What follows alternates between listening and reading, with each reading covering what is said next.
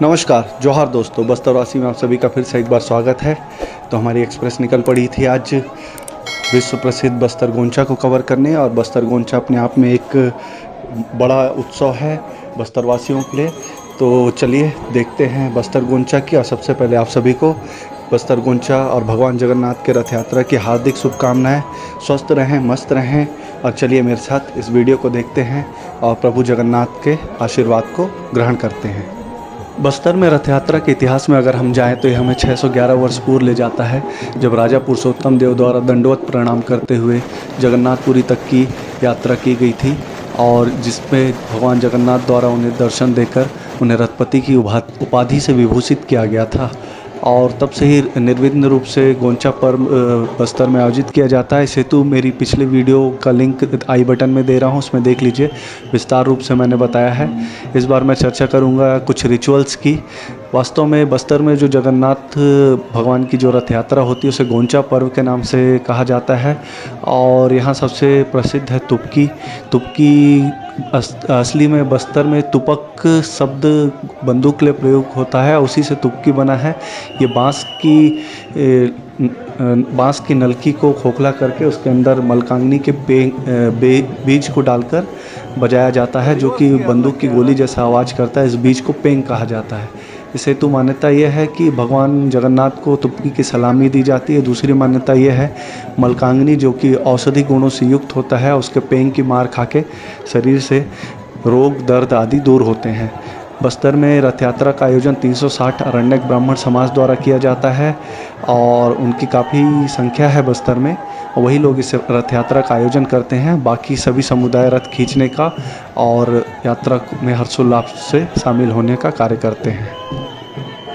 गोंचा पर्व के बारे में ऐसी मान्यता है कि आषाढ़ मास में प्रथम दिवस के दिन भगवान जगन्नाथ को चंदन यात्रा का एक विधान होता है, जिससे गोंचा पर्व प्रारंभ होता है। इस दिन भगवान जगन्नाथ को स्नान कराया जाता है। बलभद्र और सुभद्रा जी की विग्रह को भी स्नान कराया जाता है, जिससे कि भगवान जगन्नाथ अत्यधिक स्नान की वजह से ज्वर पीड़ित हो जाते हैं।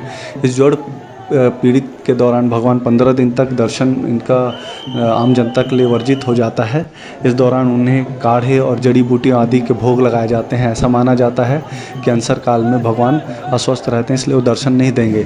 इस 15 दिन की अवधि के पश्चात आषाढ़ की जो द्वितीय पक्ष की प्रथम तिथि को भगवान जगन्नाथ स्वस्थ होते हैं और उसे नेत्रोत्सव कहा जाता है। इस दिन भगवान जगन्नाथ, बलभद्र और सुभद्रा देवी के विग्रहों का साज श्रृंगार होता है और उन्हें भोग आदि लगाए जाते हैं। दूसरी तिथि से जगन्नाथ की जो रथ यात्रा है वह प्रारंभ होती है और इसे ही पहला गोंचा कहा जाता है। और भगवान स्वस्थ होकर आम जनता को दर्शन देते हैं। और उसके बिल्कुल 11 दिन पश्चात बड़ा गोंचा होता है, जिसे बहुड़ती गोंचा कहते हैं। इस तरह से 2 बार रथ यात्रा के द्वारा भगवान अपने भक्तों को आशीर्वाद देते हैं। पहली तिथि को जो भगवान अपनी मौसी के घर निवास के लिए जाते हैं और दूसरी में वो वापस आते हैं। इस तरह इन विधानों का आयोजन होता है।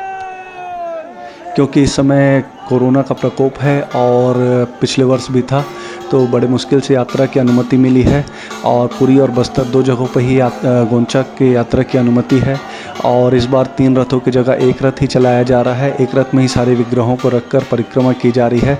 जैसे जैसे परंपरा निर्विघ्न चालू रहे, इसका प्रयास प्रशासन के द्वारा किया गया है, जो सराहनीय भी है। लोग भी काफ़ी कम संख्या में हैं, उन्हीं लोगों को अनुमति दी गई है जो रथ खींच सकें। अनावश्यक लोगों को वर्जित किया गया है, इसलिए गाँव के आदिवासियों की भीड़ कम है और तुपकी भी सीमित मात्रा में आई है, इसलिए थोड़ा फीका है। पर परंपरा जैसे तैसे निर्वहन हो जाए उसका ख्याल रखना ज़्यादा ज़रूरी था, जो हो रहा है। दोस्तों, अब मैं अपनी वाणी को विराम और कैमरे को आराम देता हूँ। मेरी ये वीडियो आप लोगों को कैसी लगी, अच्छी लगी हो तो लाइक करिए, कमेंट करिए, शेयर करिए और सब्सक्राइब तो ज़रूर करिए।